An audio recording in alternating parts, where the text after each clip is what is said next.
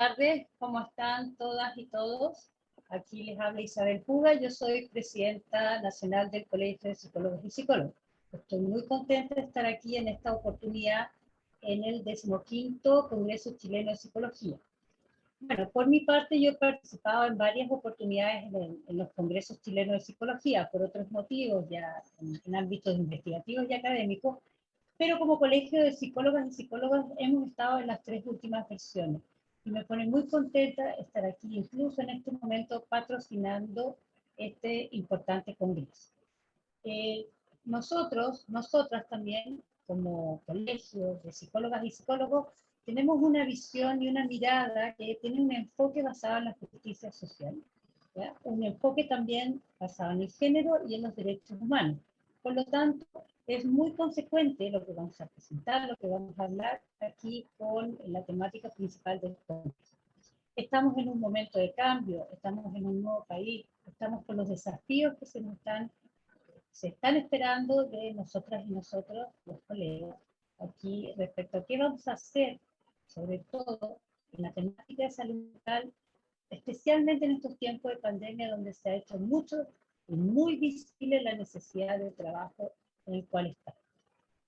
Me han preguntado muchas veces, tanto psicólogas y psicólogos jóvenes como ya de más edad, ¿cuál es el beneficio de estar asociado al colegio de psicólogas y psicólogos? Y siempre pensando como que debería haber alguna revolución, debería haber algo común. Ahora les voy a mostrar qué es lo que hacemos nosotros, hacia dónde apuntamos, cuál ha sido el trabajo que hemos estado haciendo a lo largo del tiempo y principalmente ahora. También me acompaña Francisca Pelle, ella es la coordinadora de la Comisión de Derechos Humanos de nuestro colegio, y ella también va a presentar, a continuación que yo termine, va a presentar todo lo que tiene que ver con derechos humanos y responder la gran pregunta, ¿por qué derechos humanos en un colegio de psicólogas y psicólogos? Vamos a partir. Entonces, la presentación la quise llamar No hay salud mental sin justicia social. Pensando en el título que tiene el Congreso Chileno de Psicología sobre subjetividades constituyentes para un país que se transforma, la psicología y sus nuevos.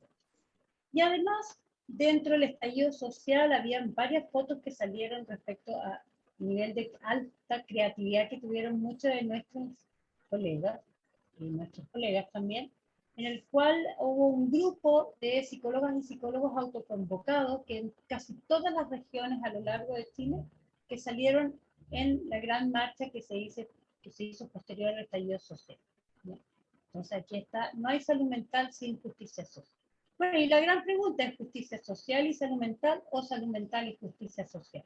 Bueno, sabemos que la justicia social es más importante para salud mental que la misma terapia y la misma medicación.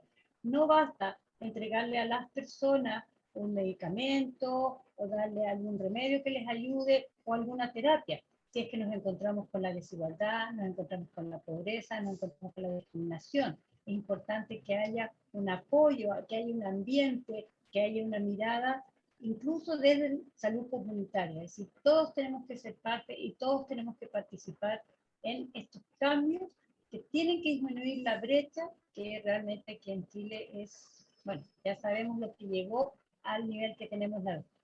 ¿Y cuál es el lugar en la salud mental en este espacio de justicia social?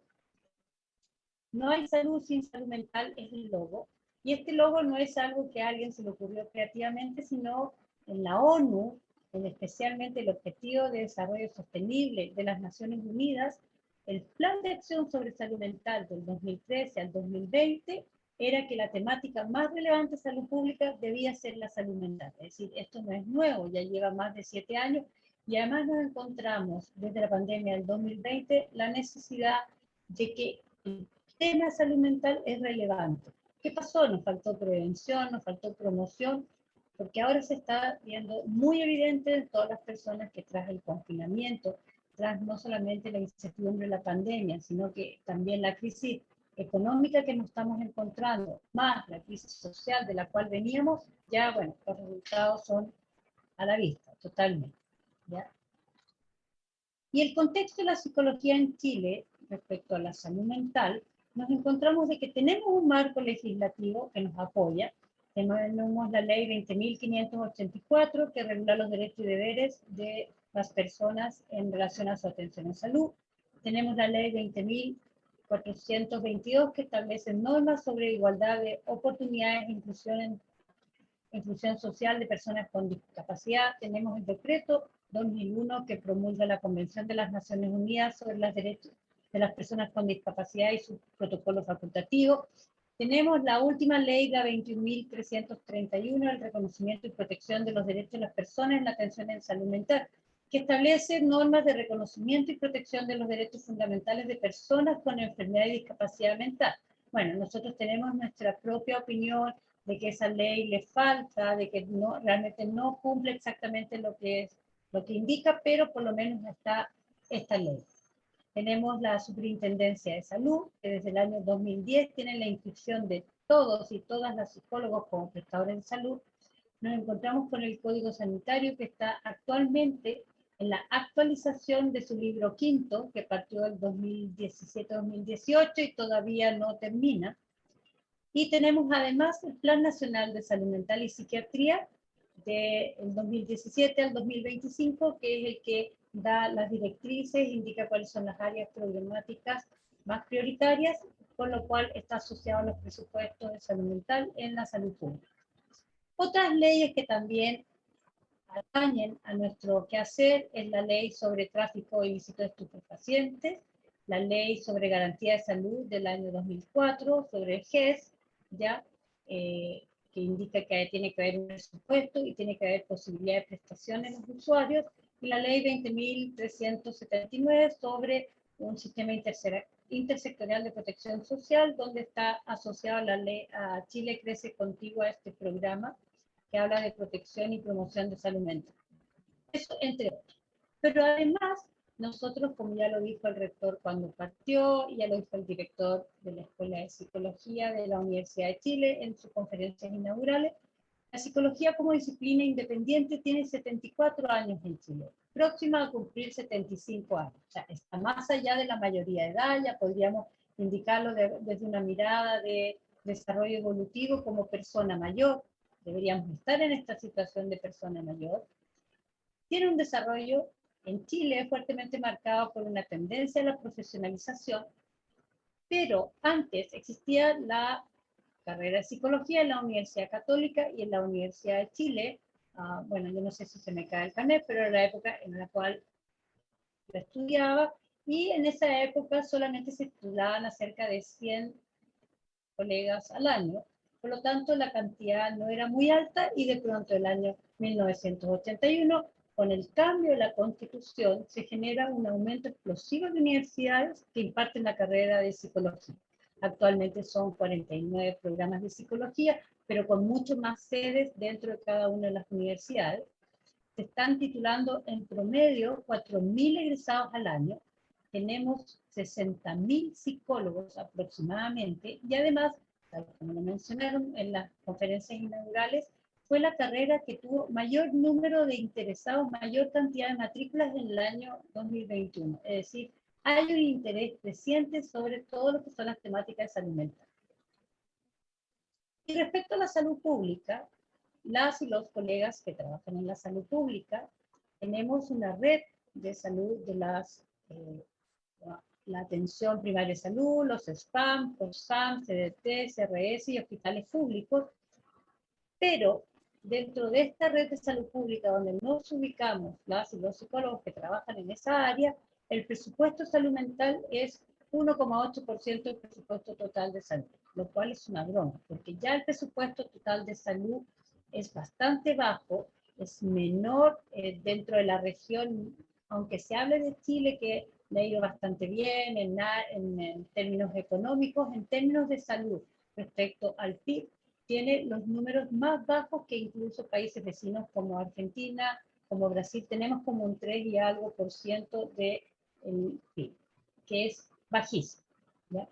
Pero respecto a la cantidad que tenemos de colegas, tenemos 320 psicólogas y psicólogos por cada 100.000 habitantes. En los países más desarrollados la cantidad son 18 aproximadamente en Europa por cada 100.000 habitantes. Es decir, tenemos suficientes colegas.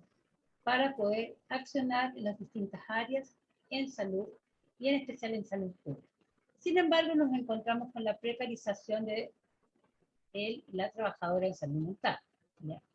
Porque en el sistema de salud mental, en el sistema de salud pública, en el contexto histórico, las políticas de salud mental no estaban reconocidas oficialmente durante la dictadura, hasta que parte más o menos cuando viene el retorno a la democracia, se empiezan a contratar a los primeros colegas, el marco era un modelo biomédico, ¿ya? En la atención primaria de salud empiezan a incorporarse en el año 1992. El primer Plan Nacional de Salud Mental y Psiquiatría es en el 2000, donde instala el modelo comunitario, aunque parte con el concepto biopsicosocial, que actualmente sabemos que el concepto es salud comunitaria. Bueno, pienso yo para decírselo a todos las y los colegas que me están escuchando y las y los estudiantes que también están presentes en esta charla. Entonces, parte con el modelo comunitario, lo que busca son intervenciones interdisciplinarias, intersectoriales, lo que buscaba era mejorar también el trabajo que se hacía en cada una de las áreas, cuando parte el Plan Nacional de Salud Mental y Psiquiatría, en la atención primaria de salud, por ejemplo, un niño pequeño lo mandaban del colegio, llegaba donde un médico, la mamá le decía, es bastante inquieto, tiene problemas de atención y concentración, los y las profesores le mandaban un CONERS así, y el doctor, el médico llegaba y decía, ya, lo mandamos inmediatamente al sistema terciario sin hacer una evaluación. Entonces la idea era mejorar la resolutividad local y además empieza a instalarse el modelo de salud familiar, lo cual empieza a verse que muchas veces los problemas de atención, concentración y hiperactividad tenían que ver con disfunciones dentro de la misma familia y otras problemáticas que tenían que verse de esta mirada más allá del modelo biométrico, sino una mirada mucho más social, ¿ya?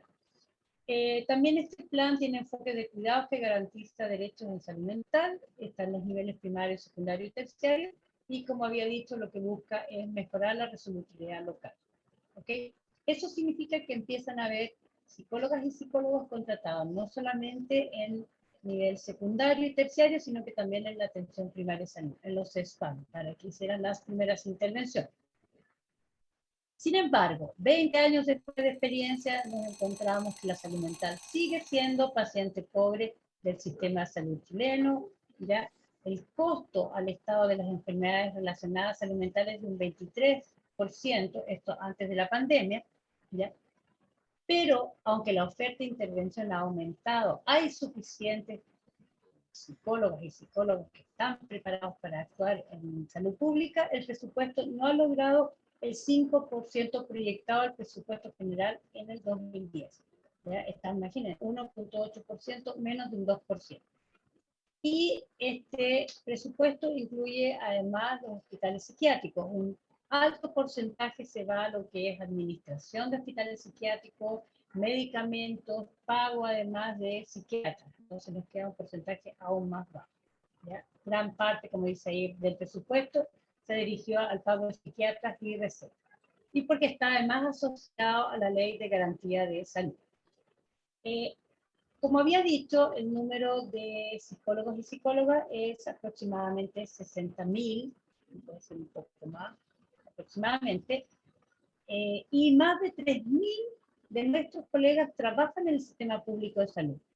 De acuerdo a la estadística, somos quienes, aparte de profesionales de salud, somos la mayor cantidad en profesionales de la salud que estamos inscritos en la Superintendencia de Salud y la mayor cantidad de profesionales también de salud que estamos en el sistema público de salud.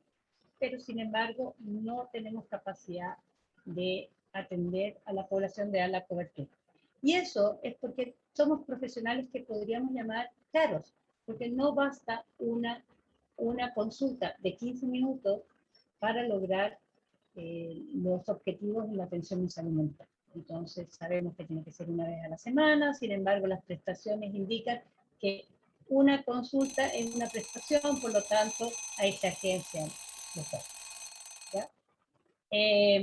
Bueno, tenemos que los psicólogos realizan más del 50% de la carga de trabajo relacionada con la salud mental en la atención primaria.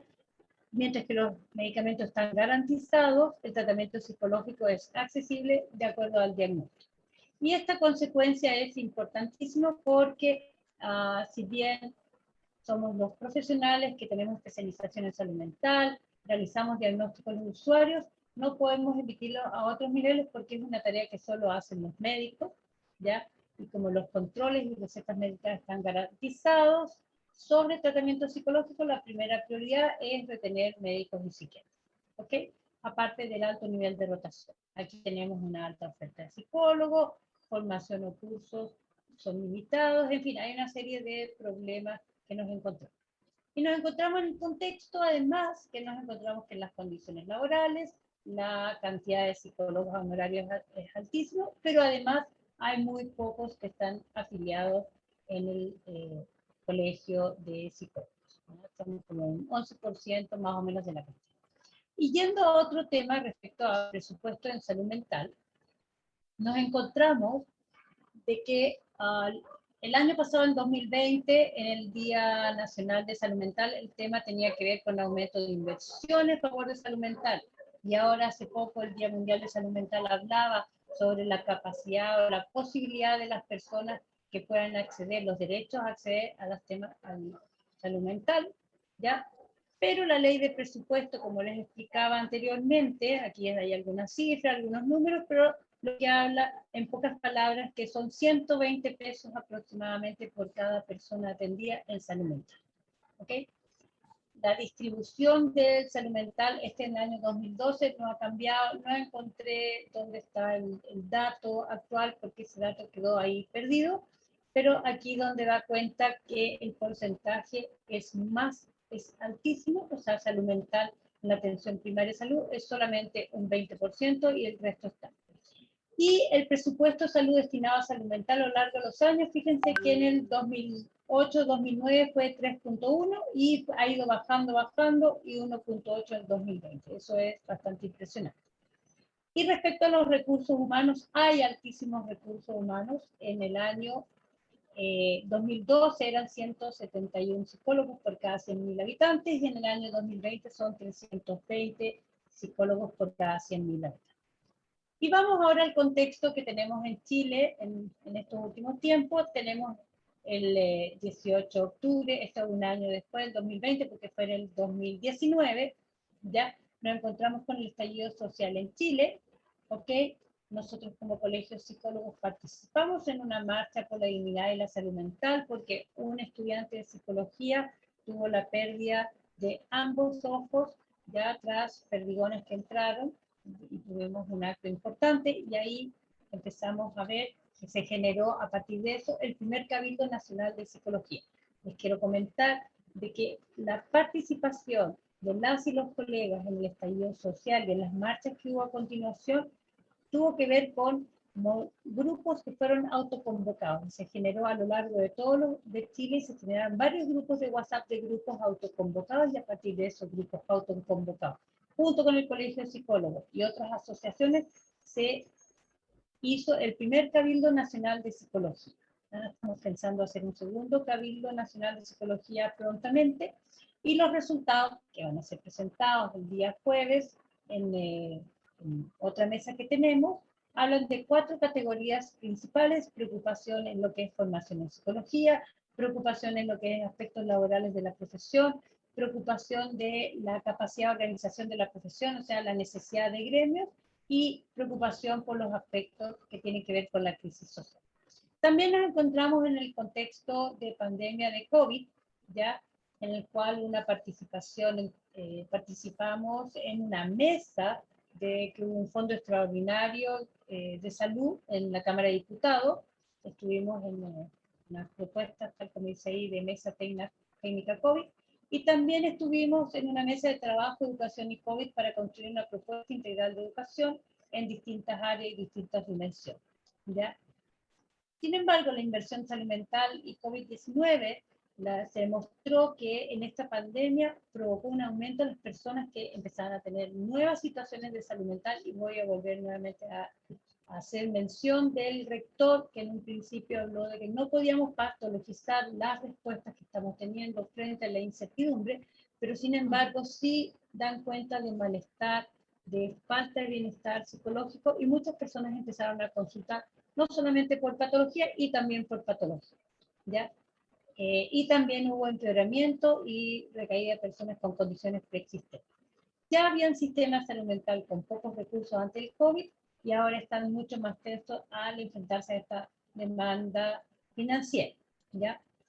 Es importantísimo la inversión, mayor inversión en salud mental, eso ayuda a todos los países a prepararse para todos los aspectos que van a haber frente a las emergencias y desastres, ¿ya? Que cobran un alto precio, ¿ya? Sabemos que el gobierno generó un programa que se llama Saludablemente, donde se invirtieron algunos recursos, y en ese programa y en esos recursos que se invirtieron, el tema fue que estaban centrados más bien en Salud Responde y en el hospital digital, no necesariamente, y ahí se le indicara a personas que fuera a su consultorio básico. Bueno, ¿cuáles han sido nuestros desafíos, nuestras acciones? A nivel del Ministerio de Salud hemos trabajado en el Código Sanitario, queremos, en nuestro deseo, generar una ley de especialidad, una ley de psicología. A nivel del Ministerio de Educación queremos hacer una regulación en ingreso y formación de pregrado, queremos hacer un reconocimiento y regulación de las especialidades o la ley de psicología. Queremos a nivel de Parlamento, hemos trabajado en la ley de tutela ética junto con los colegios profesionales, ¿ya? Y también hemos trabajado en salud y salud mental en derechos constitucionales, y aquí nos ha apoyado la coordinación, sobre todo nuestra Comisión de Derechos Humanos, que han estado asesorando, ¿ya? Con los colegios profesionales de salud, en un acto inédito, que nos juntamos 14 colegios profesionales de salud, y sí, estaba incluido el colegio médico, junto con todos los otros colegios profesionales de salud, hicimos una participación en pedir aumento del presupuesto para salud con 4 puntos, y además trabajamos en la modificación o la actualización del Código Sanitario. También se trabajó, la Comisión de Derechos Humanos trabajó en lo que es toda la mal llamada ley de salud mental, porque no es sobre salud mental, ¿ya? Estamos con la Federación de Colegios, la Federación de Colegios Profesionales, ya en este proyecto colegio, y además tenemos un certificado. Aquí traje algunas imágenes de lo que hicimos cuando pedimos el año pasado. Partimos pidiendo mayor, ¿cómo se llama? Nos movilizamos, una movilización inédita el 2019, perdón, no el año pasado, el 2019, una movilización inédita de todos las y los profesionales de la salud pidiendo un aumento de presupuesto. Y además, tal como dice ahí en la imagen, hemos vuelto a una mesa unitaria para volver nuevamente al concepto de aumento de presupuesto en salud, no solamente salud mental. También trabajamos en el Código Sanitario, en la modificación, ya hubo una reunión de colegios profesionales y el Ministerio. La idea era la actualización en el Código Sanitario, en el libro quinto. Se ha trabajado con 2 gobiernos, con 4 ministros, o esta convocatoria para hacer estas modificaciones, se firma un protocolo, y la idea es modificar ciertos artículos que hablan, ciertos artículos donde hay un acuerdo y un trabajo, como dije, inédito respecto a todos los colegios profesionales de la salud, ¿ya? Y el tema es, se lo voy a poner acá, es que partimos generando un cambio. Partimos con el título y el nombre, que fue muy bien recibido, del ejercicio del equipo de salud, lo cual hace que sea más amplia la mirada, que antes era del ejercicio de los equipos del profesional sanitario, ¿ya? Y solo podrán ejercer profesiones, y aquí nos incluimos nosotros, que presenten un título respectivo otorgado por una universidad estatal o reconocida por esto. Y se los hago mención, estos son otros artículos que no tienen mucho que ver con nosotros, ¿ya? Les hago esta mención porque hay un tema importante, porque aparecen 2 proyectos de ley, uno hecho por la Cámara de Diputados, otro por la Cámara de Senadores, donde le quita como ley, ya que estaba como ley, la indicación que deben ser carreras universitarias, ¿ya? Y aquí tenemos que es importante los exámenes clínicos que nos compete a nosotros este cambio que propusimos, ya que podemos nosotros indicar exámenes en el contexto de la atención clínica para prevención y seguimiento de enfermedades en áreas de desempeño, porque además tenemos definido nuestras funciones y desempeño. Esto nos quita entonces de la tutela de los médicos, que se supone que para cualquier atención, cualquier examen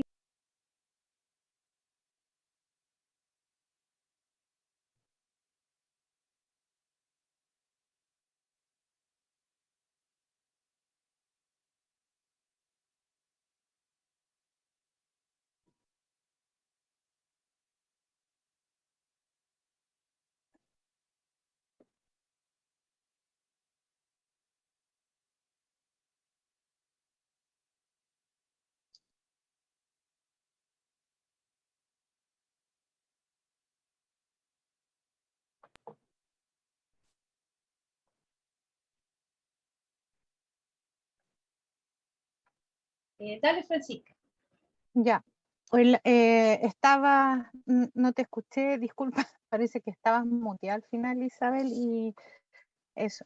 Bueno, como primera cosa presentarme, soy Francisca Pese, estoy encargada de coordinar la Comisión de Derechos Humanos en el Colegio de Psicólogas y Psicólogos de Chile, y voy a tratar de complementar lo que nos ha presentado Isabel en relación a el quehacer, digamos, ¿no?, de la comisión, pero haciendo un énfasis, ¿no?, respecto de por qué una comisión de derechos humanos en el Colegio de Psicólogos, qué relación tiene el paradigma de los derechos humanos con la psicología, y un poco entonces desde ahí compartir con ustedes qué hemos hecho como comisión.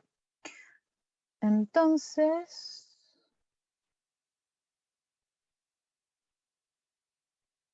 voy a compartir la presentación. Se ve, no, parece que no la ven ustedes.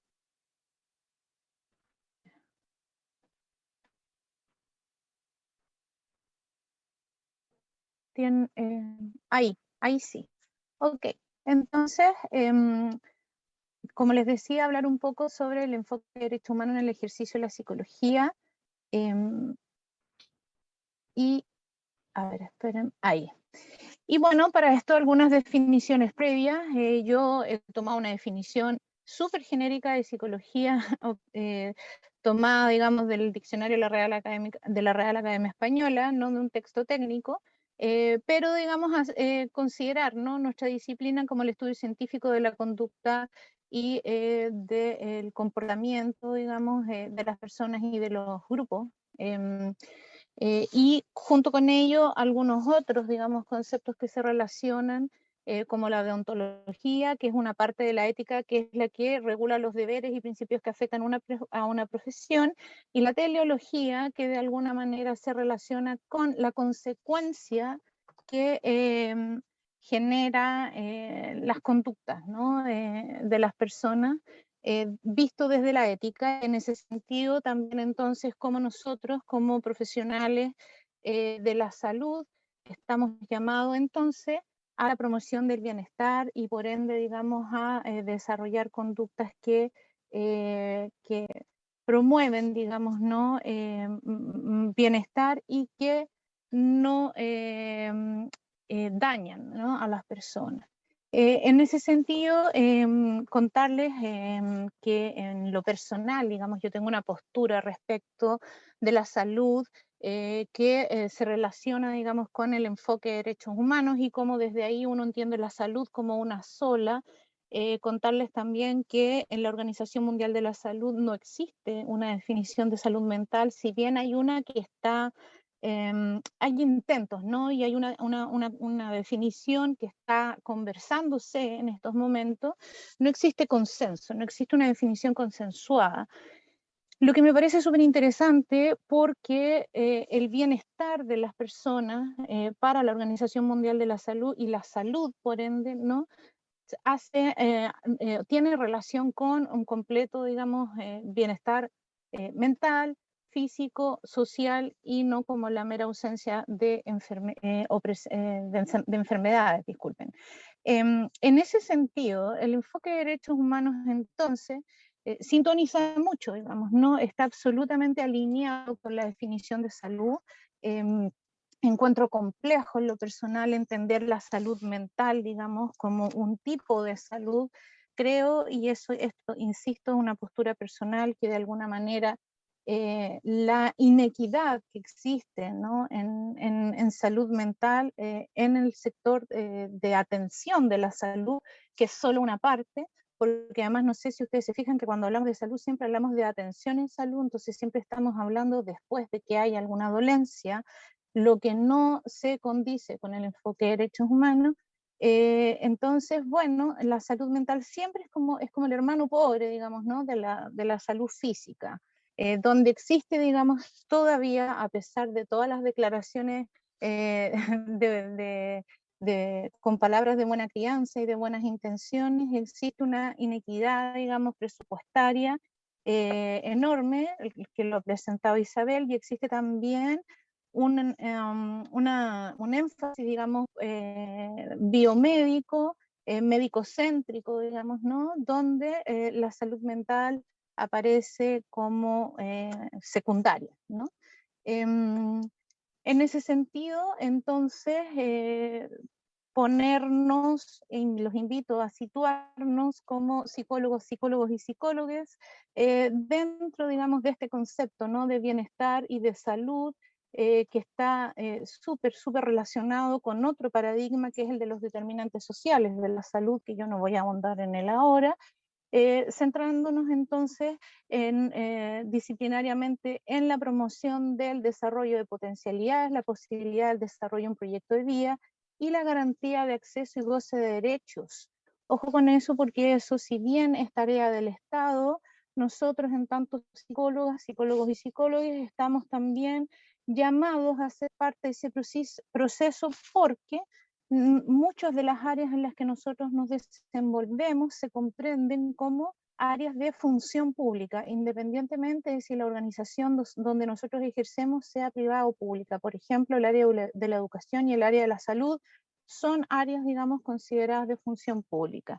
En ese sentido, entonces, comentarles que los derechos humanos, entonces, desde este enfoque, son aquellos que tienen todas las personas, solo por el hecho, digamos, de ser persona, y otorgando, digamos, el derecho a una vida en libertad y dignidad, y también, digamos, contarles que todos estos conceptos que están enunciados en el paradigma de los derechos humanos están operacionalizados, porque también se entiende, ¿no? Muchas veces como el paradigma de los derechos humanos como una especie de entelequia abstracta, digamos, ¿no? Y eso no es así. Existe, digamos, un marco regulatorio e indicaciones para la implementación de esos marcos que no solo rigen a los estados, sino que inclusive rigen para las personas en su ejercicio. Estos derechos otorgan a todas las personas la posibilidad de presentar reivindicaciones como agentes individuales y colectivos, y también en el diseño de acuerdos sociales. Y en ese sentido, y ya lo ha dicho también Isabel, hoy día, 25 de octubre, conmemoramos un año de la realización de plebiscitos donde ampliamente la ciudadanía expresó, digamos, la voluntad de querer una nueva constitución, una nueva hoja de ruta, donde, digamos, también ampliamente se ha planteado en ese espacio que esta nueva hoja de ruta va a tener 3 enfoques transversales: enfoque de género, un enfoque de plurinacionalidad y enfoque de derechos humanos. Los estados, entonces, en ese sentido, tienen obligaciones, y las obligaciones no son solo las de respetar los derechos humanos, sino que tienen que también protegerlos y realizarlos. Proteger implica impedir que alguna persona obstruya el acceso o ejercicio de los derechos de un otro, y realizar es adoptar todas las medidas de las cuales se dispongan para poder ejercer, digamos, en libertad y dignidad todos los derechos. En relación a este enfoque, entonces, hay ciertos principios que son transversales. Uno de ellos, y debajo de él algunos derechos, digamos, ¿no? El principio del respeto irrestricto a la vida y la integridad de las personas. Bajo de este, digamos, principio, el derecho al trato digno, a la integridad física, a la integridad psíquica y a la garantía del derecho a la vida. La vulneración de estos derechos ya son los que se denominan graves violaciones a los derechos humanos, y que hemos estado escuchando lamentablemente con mucha frecuencia en nuestro país durante los últimos 2 años, ¿no? Y un poco más. Los derechos relacionados con este principio, además, son derechos que se entienden como derechos de tipo imperativo, o sea, los estados deben respetarlos sí o sí a todo evento. Sin embargo, hay otro principio de este enfoque, que es el de la progresividad, y que básicamente rige para los derechos sociales, que de alguna manera son los que se han puesto en nuestro país en las calles, en las demandas, digamos, ciudadanas, ¿no? Los derechos económicos, sociales, culturales y ambientales se rigen por este principio de progresividad, ¿ya? Los estados entonces deben procurar disponer de todos los medios de que disponga para el cumplimiento de estos derechos. No se pueden exigir de un día para otro, pero sí se exige el principio de progresividad y no retroactividad. O sea, una vez que se ha conseguido avanzar en un cierto derecho, no se puede retroceder. Y por otro lado, siempre debe avanzarse hacia, digamos, el cumplimiento de los derechos.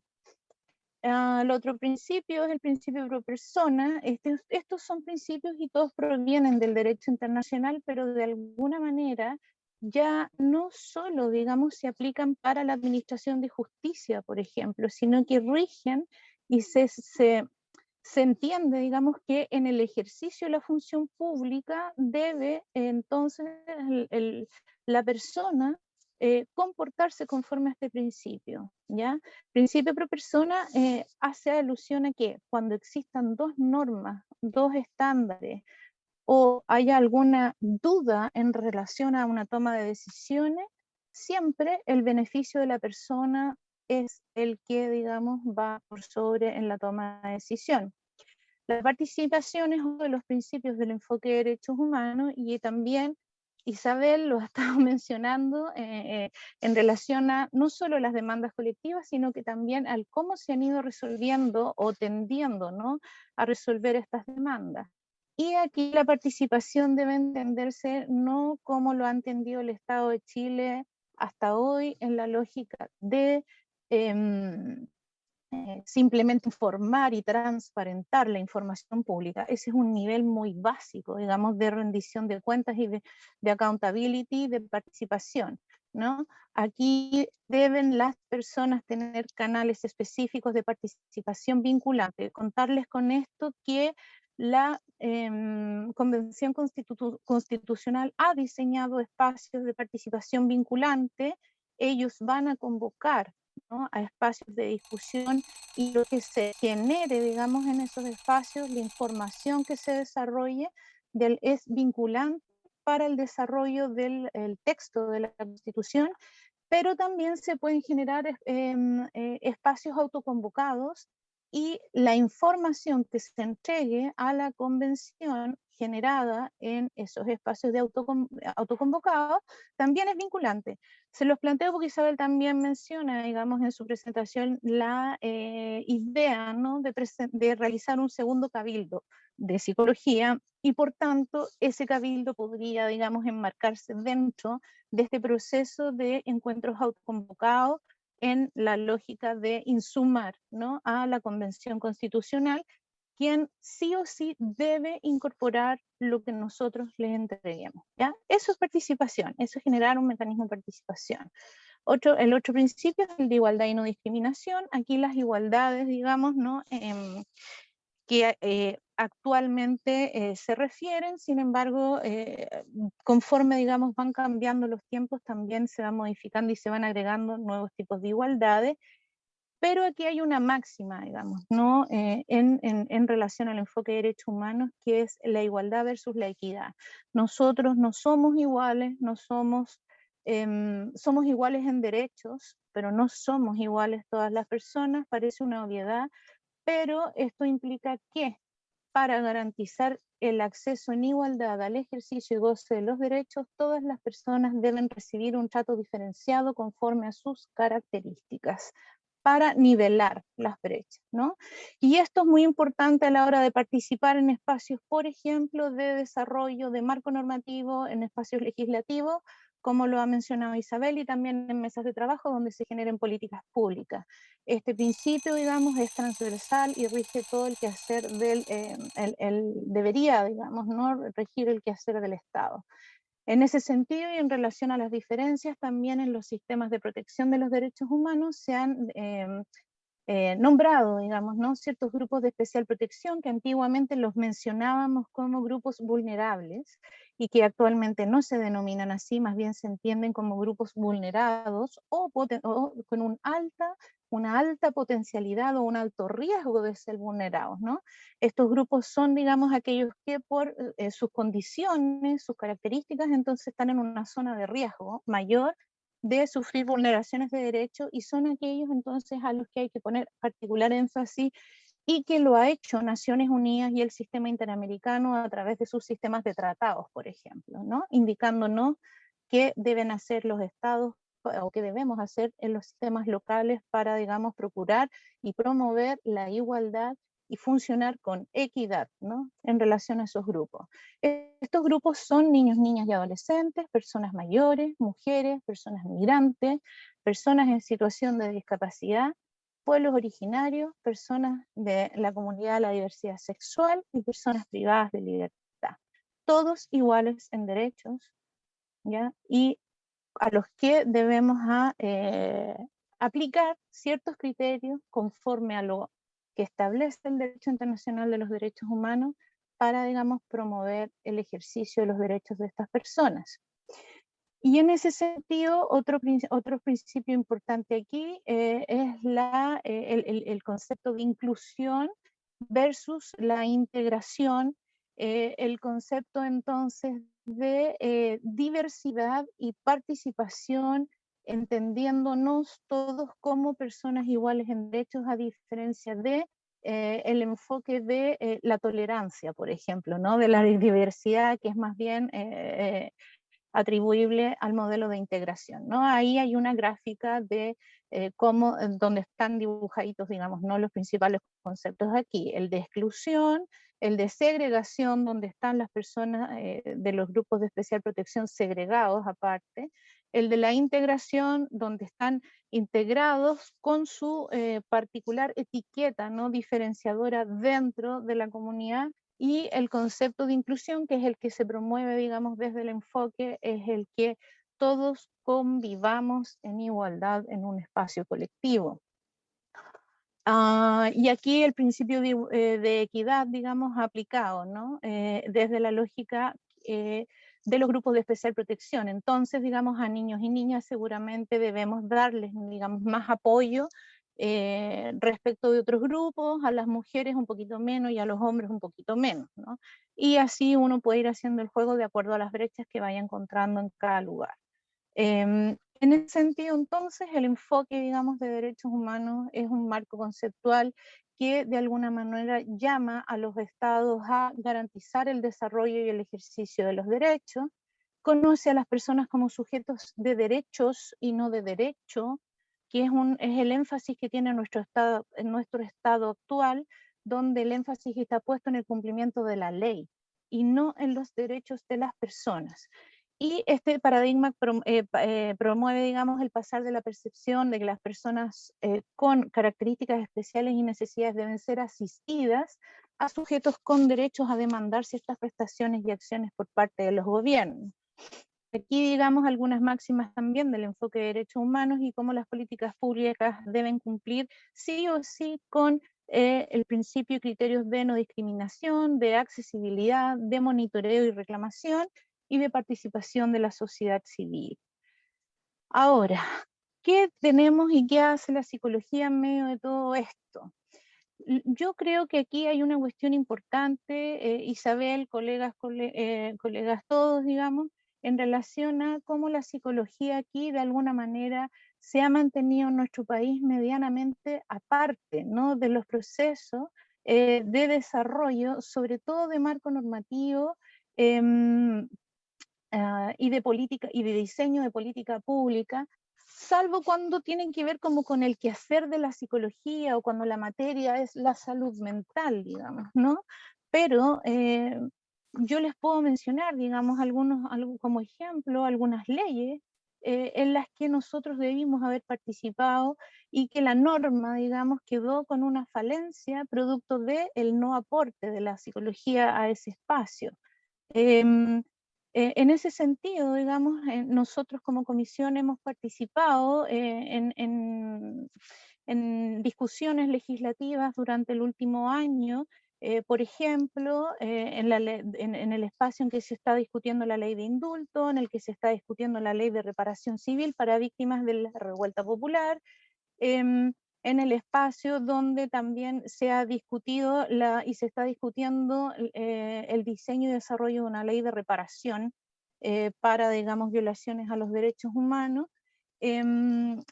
como ejemplo, digamos. No estuvimos, por ejemplo, en la ley que tipificó el delito de la tortura en nuestro país, que establece que existen 3 tipos de tortura, para un ejemplo de donde no estuvimos: la tortura física, la tortura por anulación de la personalidad, que es la tortura psicológica, y la tortura sexual.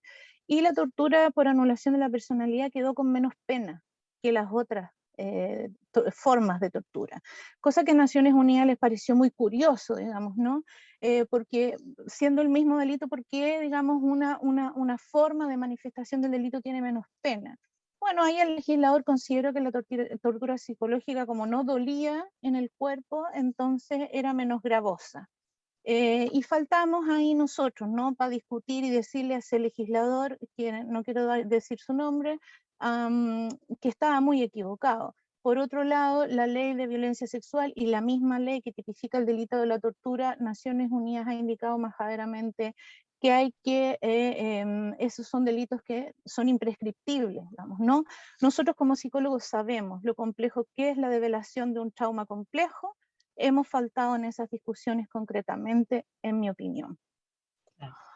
En relación a eso, como conclusiones para cerrar, en el ejercicio de la psicología y en todas sus áreas están súper vinculadas con el enfoque de derechos humanos. Nosotros desde la Comisión consideramos que es un enfoque transversal, que no está supeditado a la práctica profesional solo en el contexto de violaciones a los derechos humanos, que es un poco como se le tiende a ver. Consideramos que en el ejercicio de la psicología es un imperativo ético la incorporación del enfoque de derechos humanos, ¿ya? Y que intenciona el ejercicio de la psicología de una manera comprometida con el contexto histórico, político y social. Nosotros en la Comisión no entendemos la psicología como una disciplina neutra, digamos, ¿no? Está comprometida y se debe, digamos, al bienestar de las personas. Por tanto, cualquier situación que atente contra el bienestar, entonces nosotros, al menos desde la Comisión de Derechos Humanos, estaremos en contra, digamos, de esa situación y haciendo todos los intentos para visibilizarla en la lógica de que eso se resuelva y se corrija. Y el enfoque de derechos humanos, como última cosa, mencionarles que refuerza la necesidad del trabajo multidisciplinar. No podemos seguir trabajando solos. Eso. Muchas gracias, Francisca. Bueno, yo creo que estuvo súper completo la presentación de nuestra querida coordinadora de la Comisión de Derechos Humanos, y agradecerle a todas, a todos, tanto colegas como estudiantes, que hayan estado aquí presentes con nosotros. Y está de más decir de que tenemos mucho que hacer y que los invitamos a todas, a todos y a todos a participar junto con nosotros en el Colegio de Psicólogos. Muchas gracias y que tengan un muy buen desarrollo de congreso. Hasta luego. Adiós.